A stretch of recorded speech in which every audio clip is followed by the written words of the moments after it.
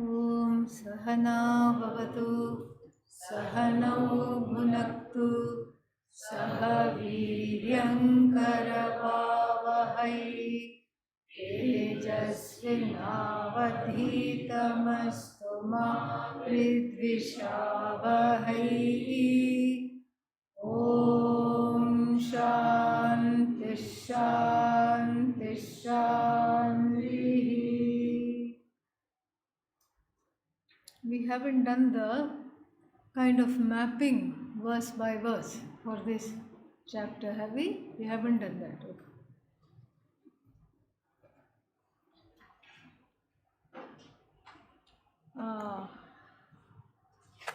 1 to 3, verses 1 to 3, the glory of the knowledge and the qualifications that are needed are described. Then 4, 5, 6, 7, 8, 9, 4 to 10, we have the nature of Bhagavan. What is the Swarupa, Bhagavad Swarupa? Then the 11th verse stands out because it gives the causes of bondage. And then verses 12 to 19, various kinds of bhaktas, and we should put bhaktas within quotes because they think they are bhaktas, but they are asking for small things in time. And in so doing, they are missing themselves, which is the biggest thing of all. That is the idea. 12 to 19, bhaktas of various kinds. And then 20 to 29, two kinds of bhaktas in particular are described. This motley crew described earlier are divided now into two, Sakama Bhaktas and Nishkama Bhaktas. How many verses have we covered? 29. 30 to 34, the glory of Bhakti itself is expounded. Bhakti is glorified. Bhakti is glorified not because that is the end that is not the end.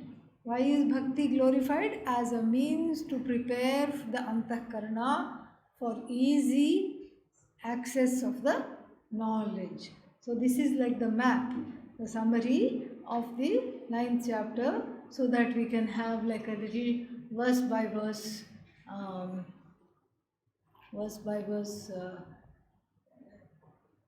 where we are and how to group the verses together for various topics. Okay, yeah. Shri Bhagavanuvacha Idantu te guhyatamam Pravakshyamyanasuyave Jnanam vijnanasahitam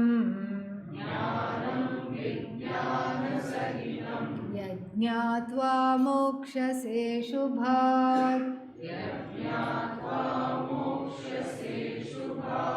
Rajavidya rajaguhyam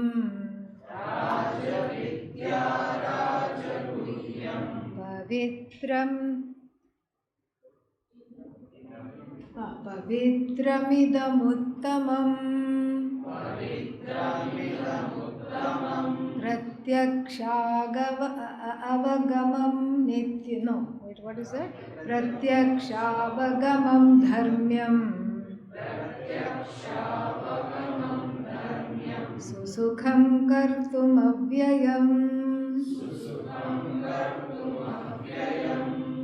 We are in the second verse, wondering why this is called Raja Vidya. One reason I pointed out, what is that?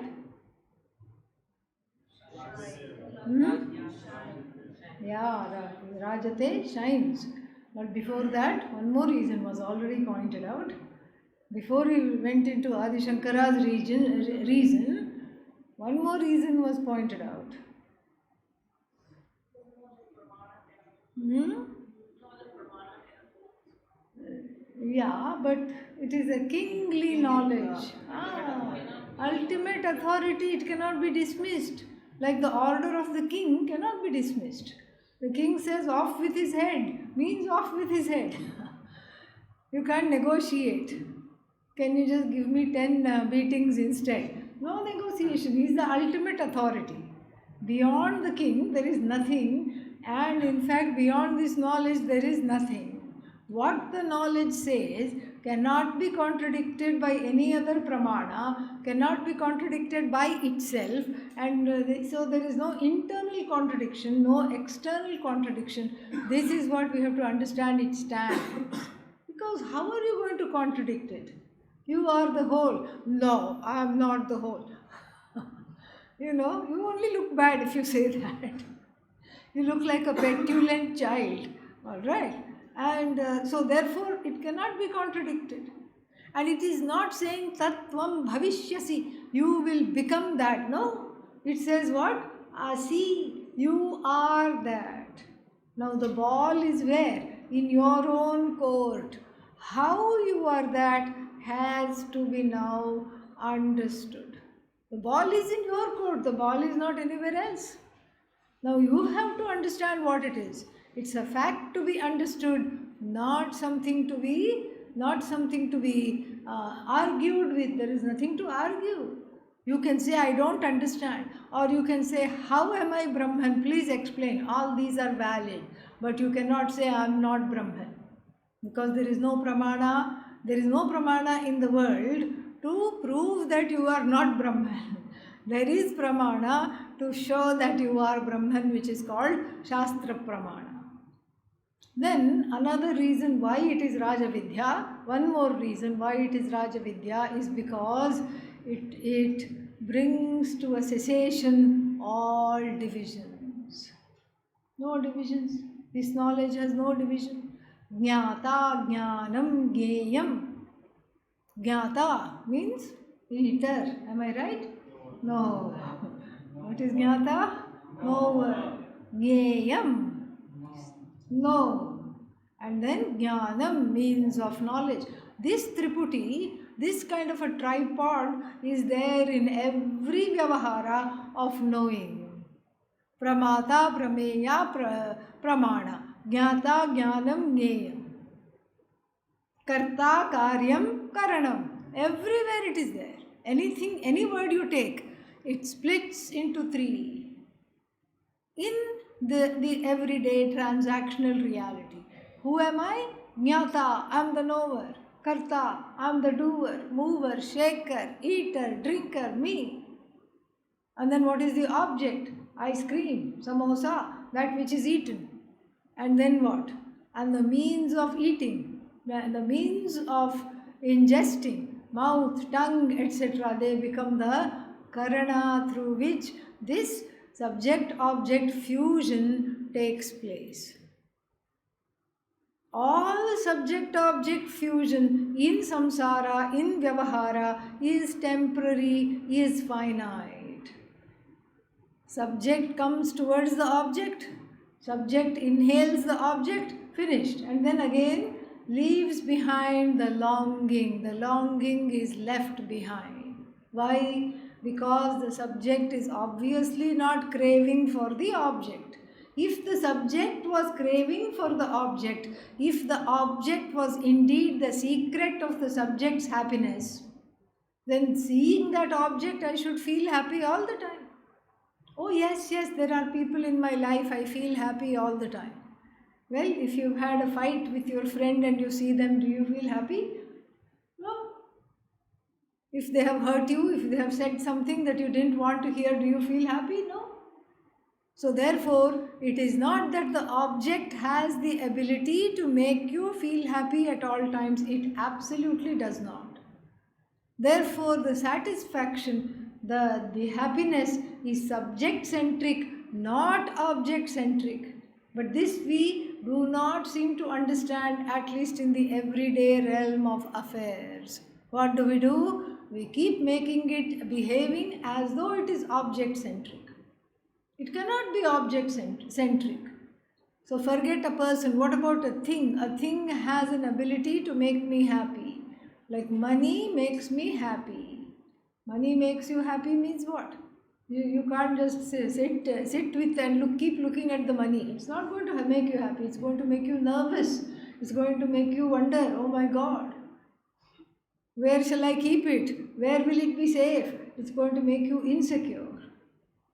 No, the idea of money makes me happy. Idea of money makes you happy as long as there is not much inflation or recession. In fact, money has to be protected from itself. Money has to be protected from itself. And so, what kind of an happiness is this? That's why Yagyamalkya says in the Brihadaranyaka Upanishad, in the Upadesha to Maitreyi, what does he say? Atmanastu kamaya sarvam priyam bhavati. Everything becomes an object of happiness because the self itself is an object of happiness, is a subject of happiness.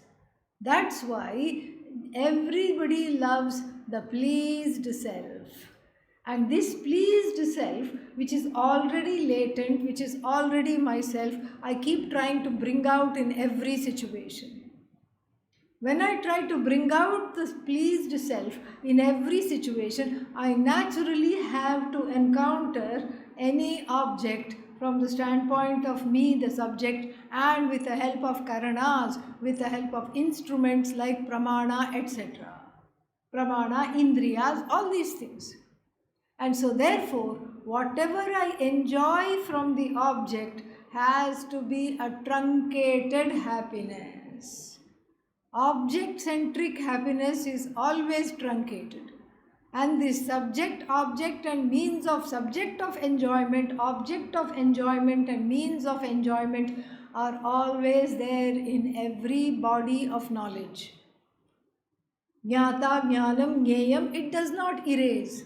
Even if you study something intimate like psychology, how one's mind works, what are the triggers for sorrow, what are the triggers for anger, there is a law. This is all Ishvara. So psychology is a branch of knowledge, every branch of knowledge is Bhagavan. So what are the triggers for anger? What are the reasons why somebody is sad? All these things when we start to look at, even intimately from one's own, the standpoint of one's own mind, it is still away from you. It is, you cannot say psychology is you. You just get some general insights. Oh, given these circumstances, anger comes. Whenever a desire is thwarted, for example, anger comes. You can say that. But again, when you study this knowledge, this is the only knowledge where the jnata, aka the ahankara, is itself swallowed up in the process of knowing Atma. Ahankara is swallowed up. No ahankara. What ahankara? Because in other bodies of knowledge, the I is kept separate and intact as the jnata, as the pramata, as the knower. That's why you can say, I have a master's degree in so and so, in psychology, in astrophysics. I have a PhD in biochemistry. You can say that. I have mastered this. I am the author of so many papers. I am the author of this many books.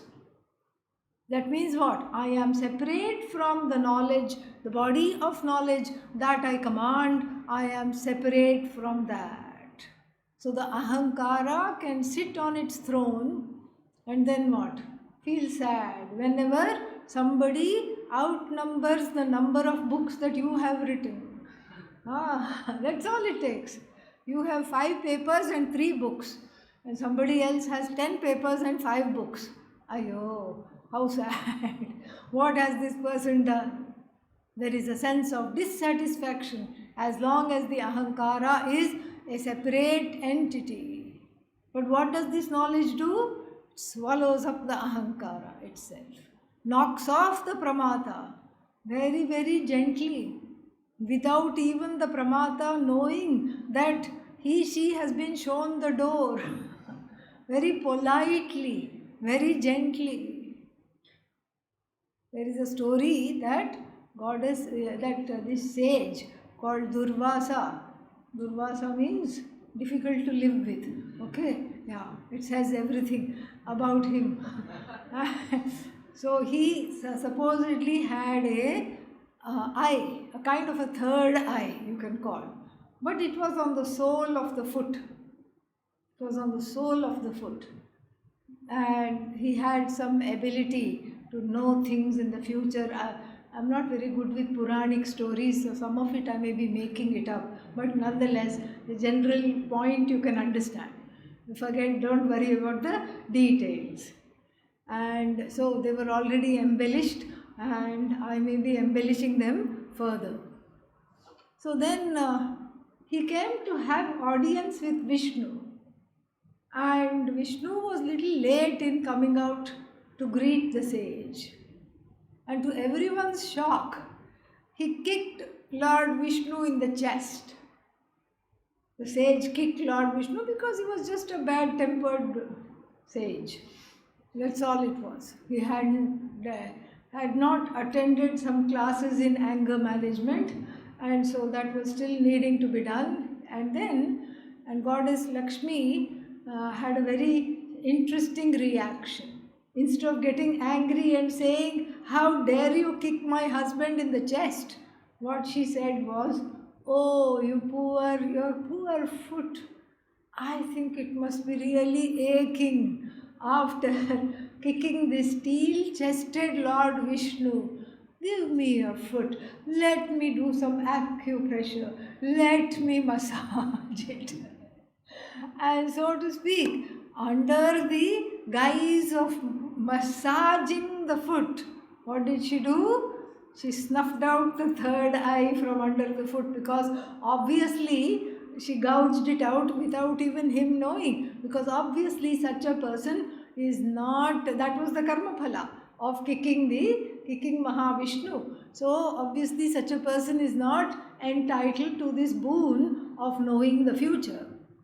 So, in the same way, just like the foot was under the excuse of massage, the ability to be the all-knowing one was snuffed out even without Durvasa coming to know about it.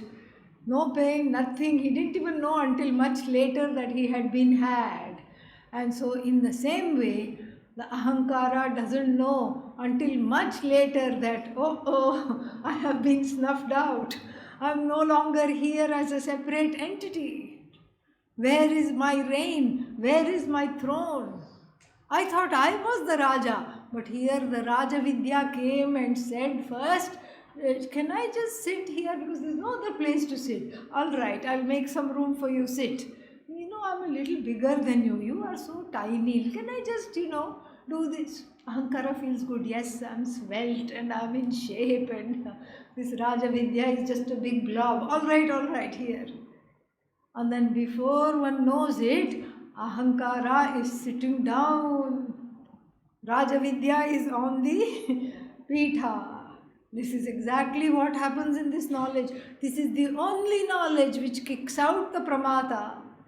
And then you don't have to feel sorry for the ahankara, which is the pramata. Why? Because in being kicked out, what happens? It is one with everything. That which was holding it back was its own separation. That is what was holding it back. So this knowledge is without divisions. That's why it is truly Rajavidya. The knowledge of knowledges. No other knowledge is without divisions. We accept differences. There is a difference between division and difference. Difference means we look at the nature of the difference. What is the nature of the difference? Mithya.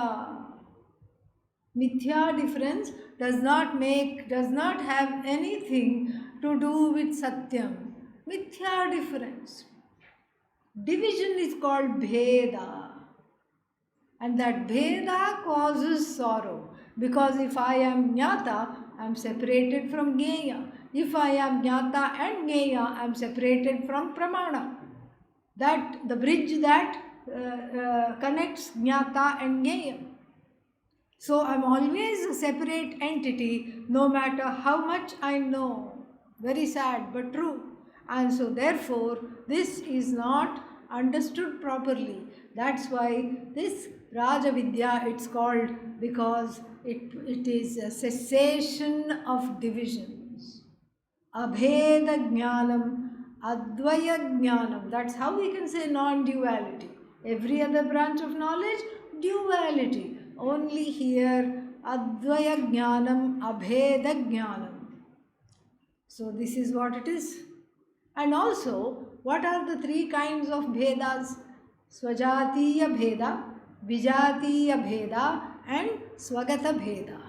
Swajatiya Bheda means distinctions or divisions within one's group, like tree, so many differences, small tree, big tree, tall tree, and tree with big leaves, tree with small leaves, all these kinds of things.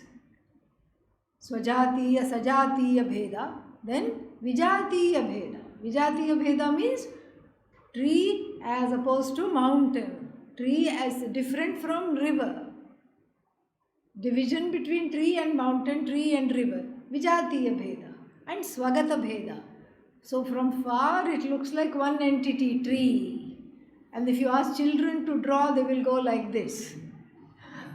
One trunk and then lots of green. But when you go and stand in front of the tree, what do you see? Trunk. And the trunk is also composed of parts. Then there are branches, Shakha and Shakhika, little twigs, branchlets, trees, flowers, roots, fruits. So this is called Swagata Bheda.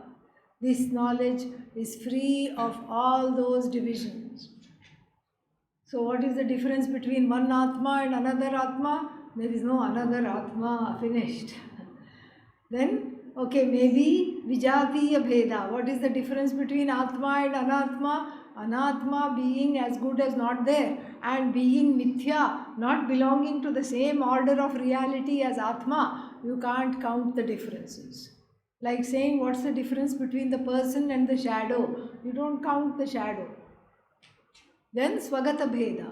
So within Atma there could be some divisions. No, why? Because it has no parts.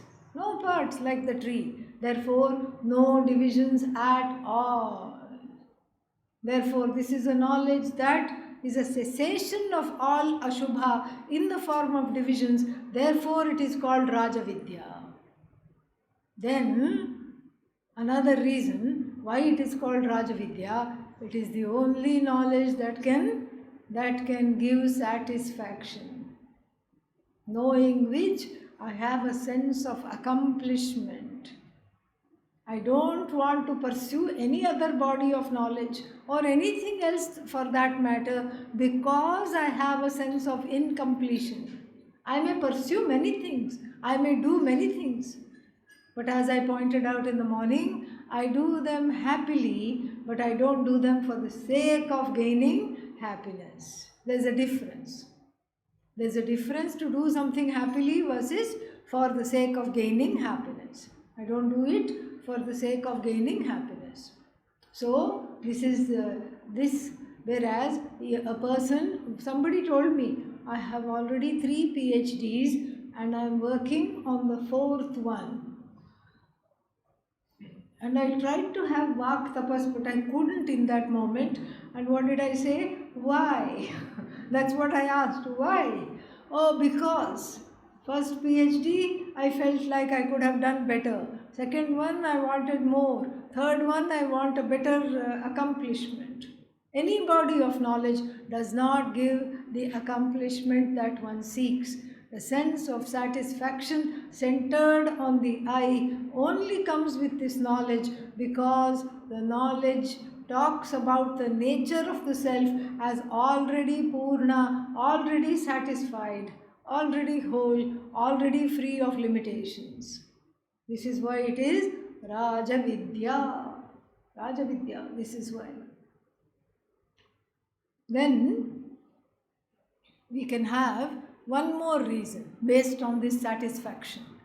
So we can say that this knowledge, not only does it give satisfaction, it is the only thing that is worth being called Vidya. Everything else is avidya. Because what is the definition of Vidya? The definition of Vidya is that which makes me feel accomplished, have a sense of satisfaction, have a sense of fulfillment, where I can say my ignorance has been dismissed completely. In all other branches of knowledge, can you say my ignorance has been dismissed completely? No. You keep studying some one flower all your life. What is that flower? Somewhere it is. There. This is the object of PhD. And then this is the object of first book, second book, third book. What is the name of this flower? Carnation. Until you know that it is not a carnation but an incarnation, you will keep writing these books and you will keep feeling sad. Because every other knowledge is subject to negation. That's why it is avidya. It is badhita. All it takes is somebody else to come with another PhD. And what is their PhD going to be dependent on? On disproving your PhD. Simple. They will disprove your PhD, and then after that what? Then one is left hanging. Then you have to write one more paper to disprove their disproving of your papers. Like this it goes on and on and on. Pujya Swamiji used to say, people who are doing PhDs will never run out of topics, because there are so many things in the world to study, and even if you feel like you have run out of everything, just take the latest PhD and disprove it. Then you already have your PhD. This is how it is. So therefore, every other knowledge is avidya, because it has a remnant of ignorance in it leaves a remnant of ignorance in its shadow. This alone is vidya. That is why this is called Raja Vidya. Then Raja Guhyam. Guhyam means it is well hidden. We talked about this. It has the knowledge has come with its own lock and key. You don't need to put it in a locker. And again, it is talked about. We saw it in the Mundakopanishad.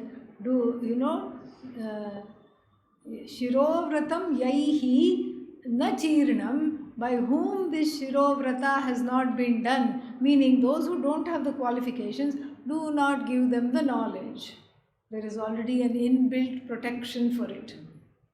So just like, let's say you have a 50 carat diamond. 50 carat diamond means it will be this big. You can't use it as a paperweight, at home. What will you do with that? You will put it in the locker. And even somebody, a lady who has celebrities, some celebrities, they have diamond necklace, very, very, very, very, very expensive. So what do? Keep it in the locker, cannot be kept at home. But then they want to wear it to party. What to do? It's very inconvenient to keep going to the locker and coming back. What to do? Make an imitation just like that and wear that. And then tell everybody, I have the real thing in the locker. Raja Guhyam. Here, of course, there is no imitation possible. It is the real thing, not Coca-Cola, which advertises itself as the real thing. Okay? And so, Raja Vidya, Raja Guhyam, Pavitram. Pavitram means that which purifies. We saw in chapter 5, Nahi jnanena sadrisham pavitramiha vidyate. There is nothing that purifies like knowledge, like Atma Jnanam, like self-knowledge. So what is the purifier here? Purifying from what? Guilt and hurt. That is what it is. Let's say one is feeling guilty. Why did I do this? Kimaham sadhuna karavam, kimaham papamakaravamiti. Iti. What does it mean? Why did I do the wrong thing? Why didn't I do the right thing? That's what it means. So, why didn't I do the right thing? Why did I do the wrong thing?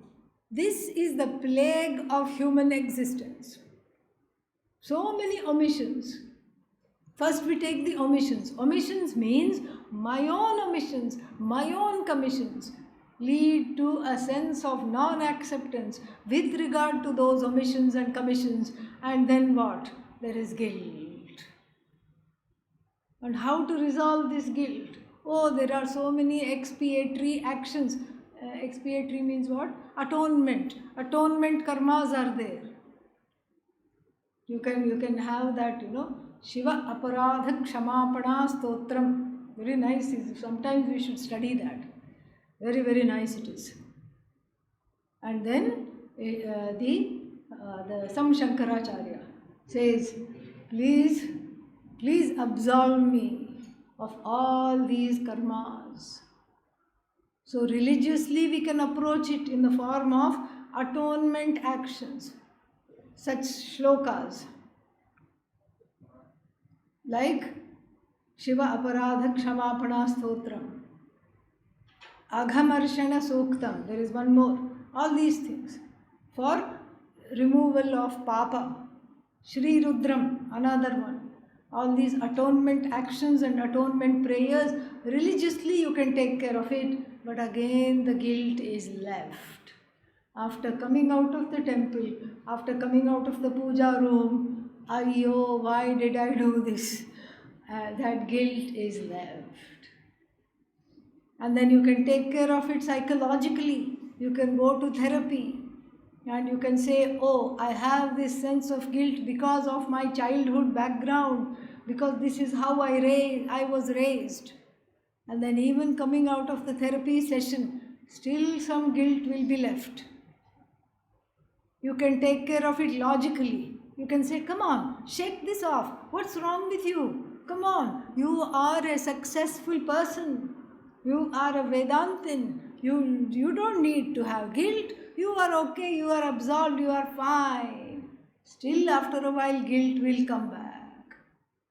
But here it is pavitra. It is purifying because it removes all guilt.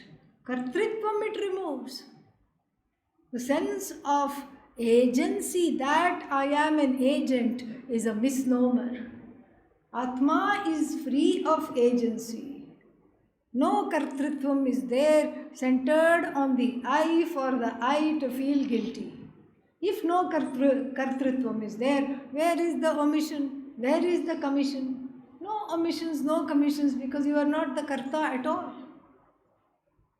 So by showing the Atma, by revealing the I as Akartri Atma, guilt is absolved by this knowledge. It purifies one of all sense of why did I do this, why didn't I do this. Guilt is gone. Then another emotional problem is what? Hurt. Guilt is from my own omissions and commissions. Hurt is from other people's omissions and commissions towards me. In the first instance, I become a kartrakaraka. I am the first case. Alright? I am karta. Aham karomi. Aham guilty. This is the thing. I have omissions. I am the omitter. I am the committer. And I am. So I becomes kartrakaraka grammatically. I am the first case. In the second instance, when we talk about hurt, I am the second case. I become the karma for others' kartritvam, for other people's karta, other people's kartritvam. I become the object for other people's actions. When we are talking about guilt, I become the agent of actions and non-actions, And then when we are talking about hurt, I become the object of other people's omissions and commissions. So then the questions are similar but slightly different. What will the questions look at? Why did they do this to me?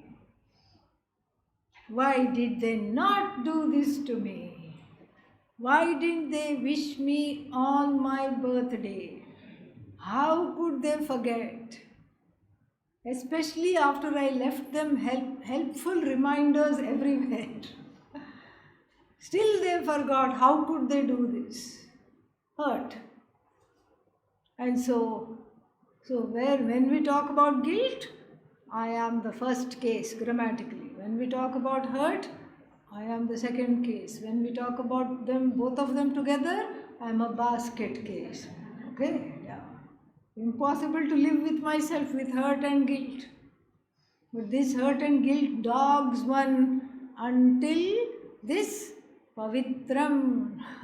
Uttamam pavitram. Pavitram idam uttamam. Uttamam means the ultimate. Nothing purifies like this. Nothing more than this. Nothing beyond this. After which one is absolved of guilt and hurt and do worship. Do worship and what shall we call the other one? Done in ship. I am done in by others' doings. Hanta chet manyate hantum. Hataschet manyate hatam. Ubhau tau na vijanitaha.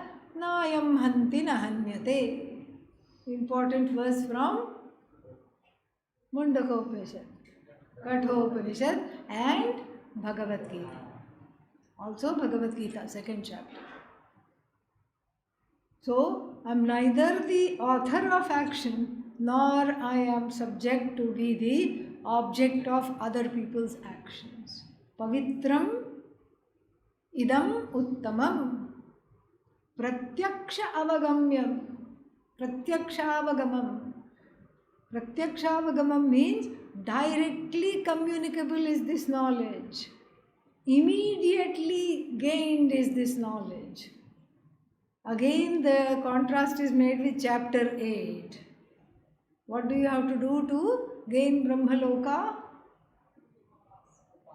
Omkara Upasana half the time and the other half the time Nachiketa Agni. You keep putting Ajyam. Even though we call it ghee, Ajyam is different. Ajyam is butter melted by the baby rays of the rising sun. That means what? In Europe, you cannot do, especially in northern Europe, you cannot do yajna for 6 months of the year. What baby sun? No baby sun, no grown-up sun. And so, all these rules are there for all how to do this, etc., etc. You have to follow the rules, how to make the bricks, and the bricks must not have cracks in them.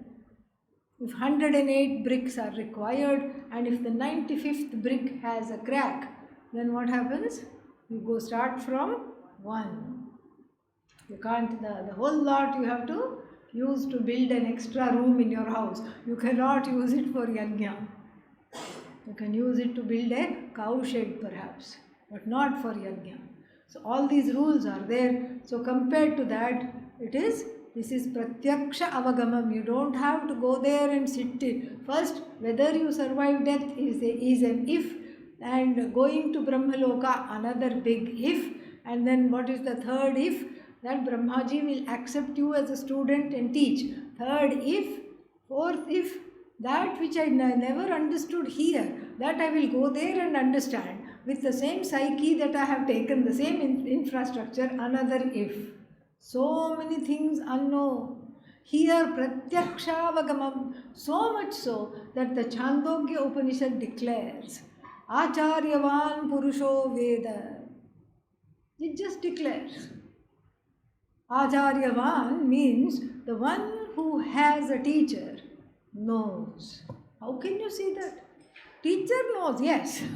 But how can the student know even before asking for the knowledge, even before sitting in front of the teacher, even before gaining the adhikaritva? The Upanishad is so sure that if the teacher is there, the teacher will take care of all this, and the knowledge will definitely for sure take place. Pratyaksha avagamam. This is what it is. And then dharmyam. Dharmad anapetam. Dharmyam. Dharmyam means two meanings are there. First is it is enjoined by dharma. It is not. It is enjoined by dharma. Atma va are drashtavyah shrotavyo mantavyo nididhyasitavyah. Brihadaranyaka Upanishad. Are means honey. Oh dear Maitreyi. Atma has to be seen. And in order for the Atma to be seen, what should you do? Shravanam kuryat.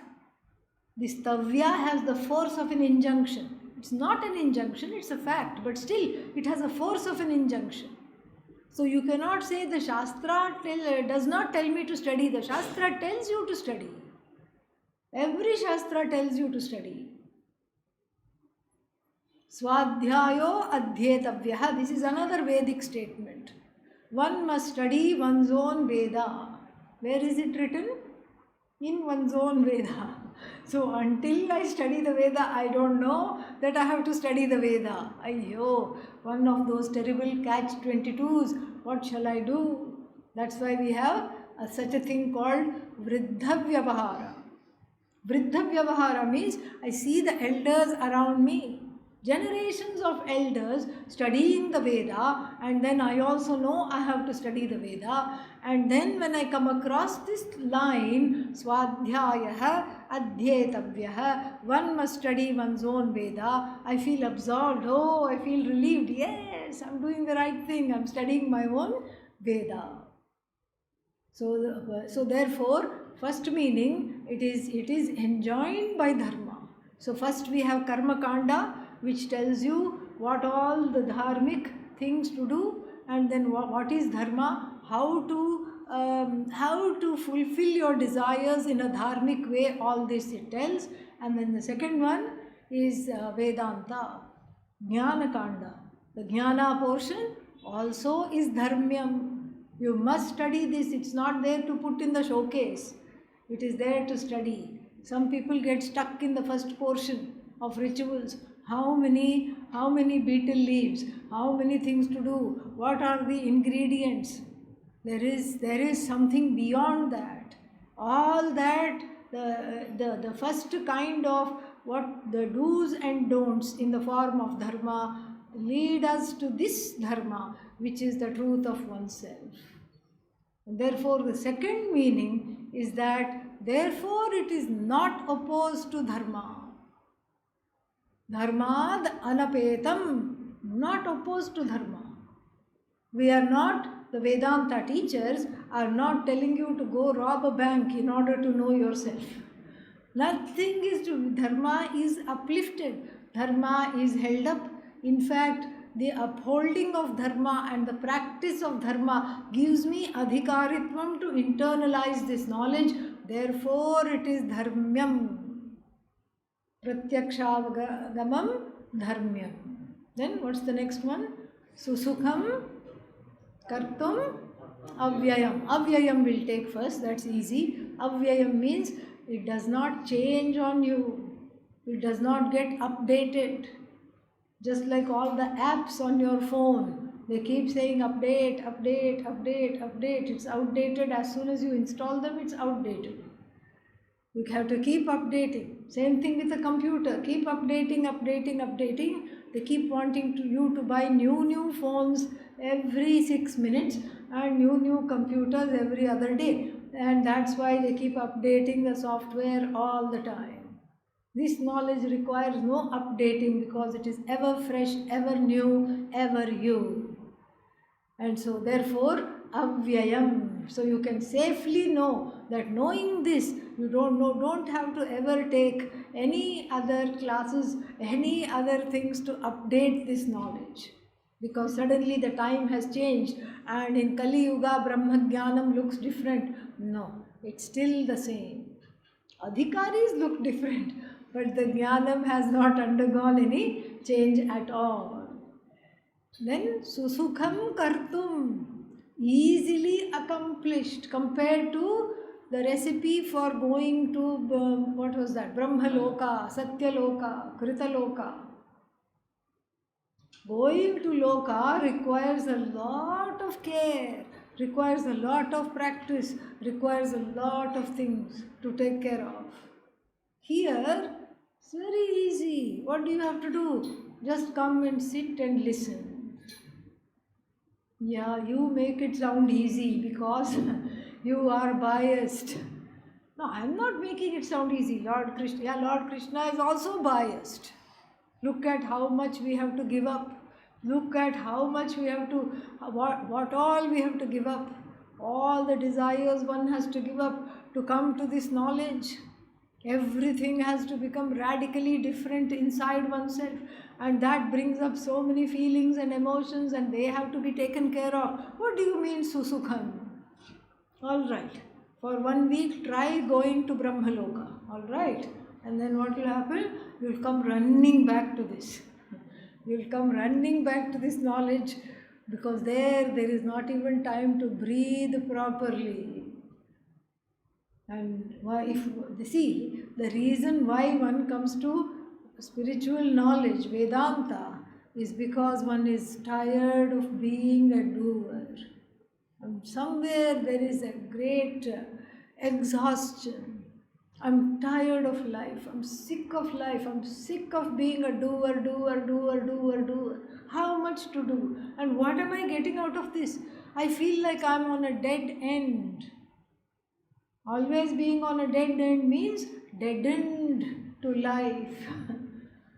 And then that's what makes you come to Vedanta.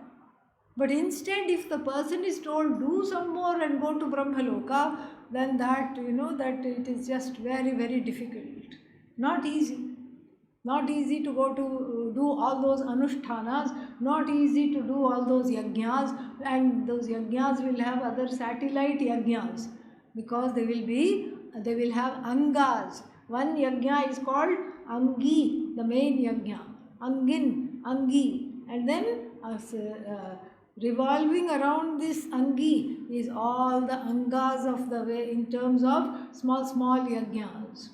Like simple Agnihotra, 2 offerings, only 2. Oh, I think I can manage that. Well, you have to do it twice a day. Oh, all right, 2 offerings twice a day. Okay, I can manage that. Well, if this is incomplete, this is considered incomplete if you do not do the full moon ritual called Paurnamasa. Oh, okay, once a month, maybe I can manage that. Wait. And then the Agnihotra is considered incomplete if you don't do the new moon ritual called Darsha. Oh, then you have to have so many guests and not feel like they are pests.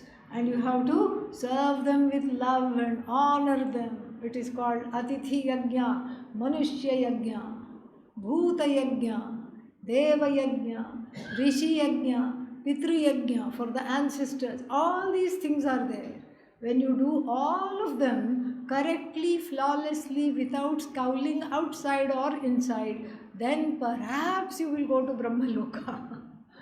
It's very, very, very difficult. Whereas this, for the one who is tired of doing, sitting and studying is very easy because immediately one can be made to see that one is not the body, mind, sense complex. That is not the sum total of your reality. This Atma that you are looking for is really you, and all that is there is to understand it. You are the whole, you are free, you are limitless. Asti kaschit swayam nityam aham pratyayalambanaha. There is something there that is self-independent, self-standing and dependent on the I thought, I notion. And what is that? Avasthatraya sakshi san, that which is the witness of sleeping, waking, dream states, panchakosha vilakshanaha, that which is neither the body, nor the prana, nor the mind, nor the sense of doership, nor the sense of done-inship. That is you. Immediately, Sakshi, immediately one can understand this. Pratyakshavagaman dharmyam susukham kartum avyayam. And then some more qualifications and the glory of the knowledge is pointed out in the next verse. Let us look at that. Ashraddhadhanav purushaha धर्मास्यस्य परन्तप अप्राप्यमान् निवर्तन्ते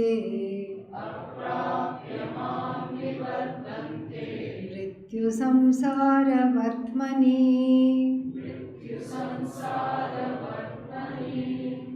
So, to understand Brahma Vidya, the foremost of the qualifications is what? Shraddha. In a couple of chapters ago, it was pointed out, Shraddhavan labhate jnanam. So here the Shraddha is highlighted again. Shraddhadhanaha means those who are endowed with Shraddha. Shraddha is trust awaiting understanding. It is not a blind trust. Blind trust you can have for things that are beyond logic. Like you will go to a loka, blind trust. But this, that you are Brahman is not the same as saying you are going to Brahmaloka. Very different. This is not blind trust, this is something to be understood.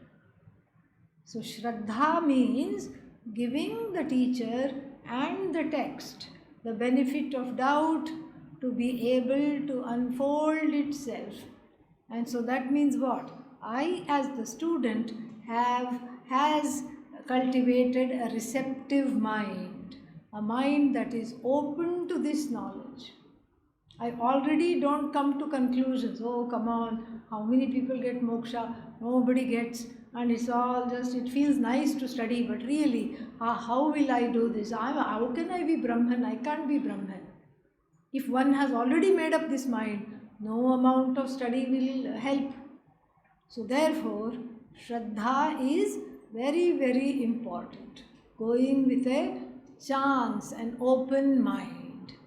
To illustrate this, the stock example that Pujya Swamiji would give was a person who went for cataract surgery.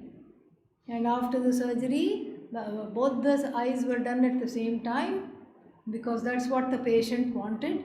And then after the surgery, the bandages were there for some time and then the bandages were removed. And what did the doctor say? Come on, open the eyes. What if I cannot see, doctor? There is no reason you cannot see. Open the eyes, you will see. No, I don't want to be disappointed. What if I can't see?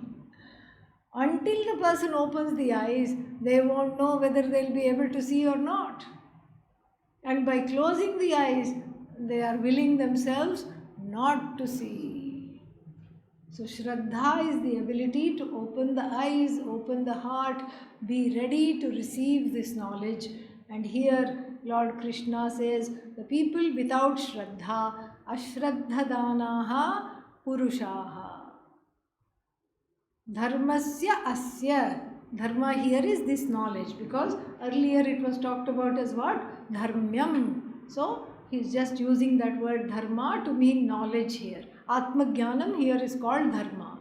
Dharmasya asya dharmasya he parantapa, the scorcher of enemies.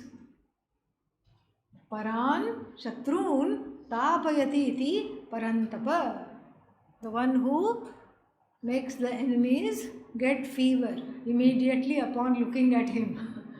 As soon as they see Arjuna, they want a thermometer, they want a dolo, some kind of a paracetamol to eat, because they feel feverish, they feel sick as soon as they see Arjuna. So he who scorches the enemies is called Parantapa. And why is this epithet being used? You can be the scorcher of all the enemies, but you need to have Shraddha here. For your ignorance to be scorched, Shraddha is needed. You have to allow that because it's a pramana coming from the Guru, coming from the Shastra. You are not operating that pramana, therefore you have to give this a chance. So therefore, Ashraddha Danaha Purushaha Dharmasya Asya Parahe Parantapa. What happens if you don't have Shraddha? Aprapya, not gaining what? Mam, me. Mam aprapya. Who is this me? Bhagavan as the truth of yourself. Not Mr. Krishna here who is talking. Ishvara. Ishvara as the truth of yourself is not being gained. So, dharmasya asya aprapya. Not having gained, nivartante, vapas aa jayenge. They will come back. They come back. Aprapya mam nivartante. Two meanings for nivartante. First meaning is what? They come back. Second meaning is they remain. Because there is no coming back. If you see the other, the last compound here. Mrityu samsara vartmani. Vartman means road. Vartmani, on the road. Mrityu samsara. It's a madhyama pada lopa samasa. A compound with the middle word missing. Middle word missing compound. And what is that? Mrityu yukta. Mrityuna yukta samsara.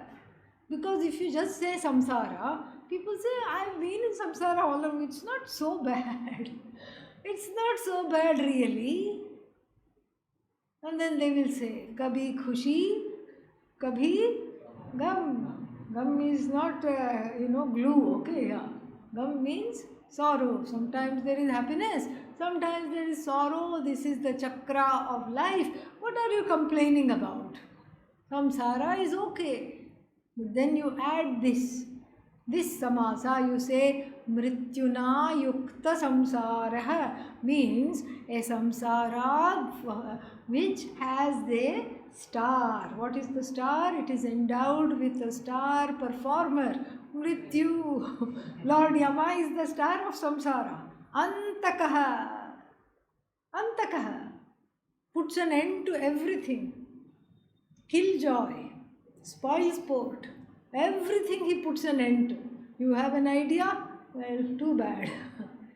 Oh, I want to marry this person. Too bad. They are gone. They are with me now. Oh, how could you do this? You're so cruel. Well, that's who I am. Okay, I'm going to start this. Well, this venture is already dead. Why? Because you will run into all kinds of legal troubles, financial troubles. Well, how can you just sit and say that? Because I can see your karma. Your karma is nothing but korma. It's as good as cooked. You are fried, you are cooked. Don't just stand there and tell me all this.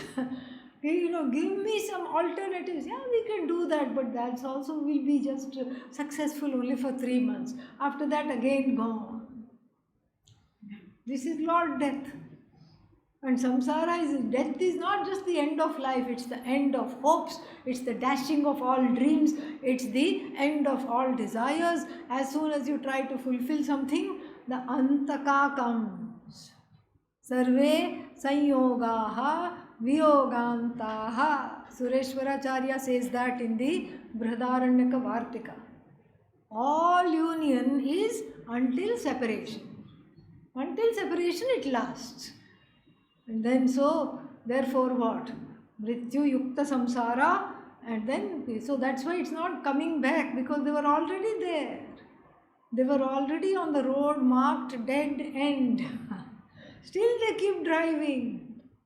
Still they keep driving on the road, and then they come back and then they go on another road because the Purushartha Nishchaya has not taken place. They don't know what they really want. So what happens? They choose the wrong road, they choose the wrong person, they choose the wrong knowledge, sometimes even the wrong teacher.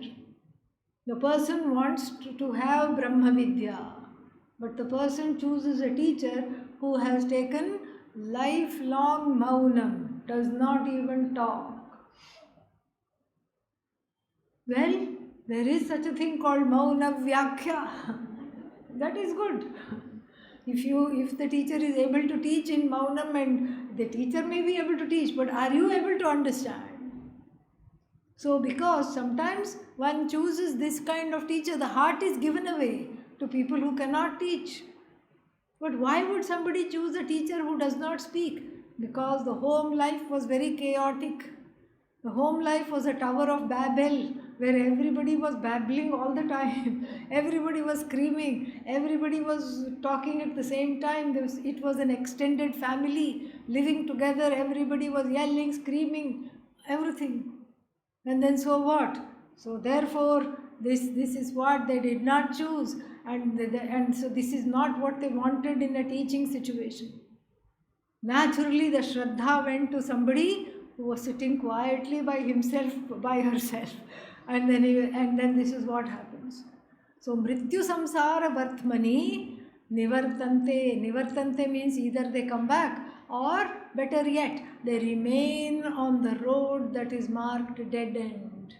And since they do not know what they want, and since even if they know what they want, they do not have the Shraddha, what happens? They keep making the wrong choices and then keep feeling cheated, deceived by life, deceived by their own choices, and without gaining me as the truth of their own nature, without understanding I am non-separate from Ishvara, they keep coming back. These three verses conclude the glorification of the knowledge and the qualifications needed. And now, with a big bang, from verse number 4, we will see what this nature of Ishvara is all about. When 8:50. ॐ पूर्णमदः पूर्णमिदं पूर्णात् पूर्णमुदच्यते पूर्णस्य पूर्णमादाय पूर्णमेवावशिष्यते ॐ शान्तिः शान्तिः शान्तिः हरिः ॐ श्रीगुरुभ्यो नमः हरिः ॐ. If there are one or two